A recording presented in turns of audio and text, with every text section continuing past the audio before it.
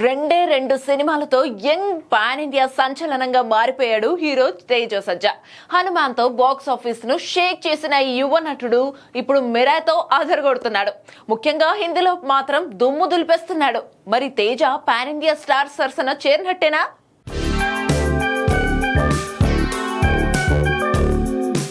Tollywood young hero Teja సజ్జా pan India box office దగ్గర resound వచ్చేలా దూసుకుపోతున్నాడు.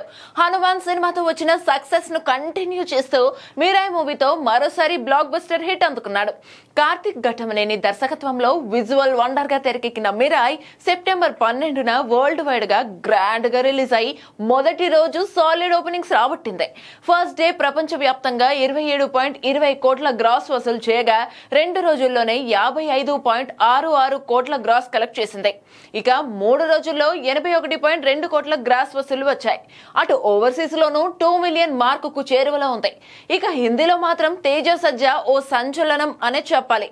ఇప్పటి వరకు హిందీ మార్కెట్ లో పాన్ ఇండియా హీరోలు ప్రభాస్, అల్లు అర్జున్, రామ్ చరణ్, ఎన్టీఆర్ మాత్రమే సత్తా చాటుతున్నారు. కానీ ఇప్పుడు తేజ సజ్జా కూడా వీళ్ళ సరసన చేరిపోయాడని చెప్పాలి.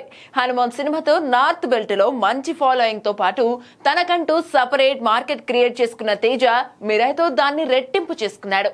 హిందీ బాక్స్ ఆఫీస్ దగ్గర 3 రోజుల్లోనే 10 కోట్లు కలెక్ట్ చేసింది మిరాయ్.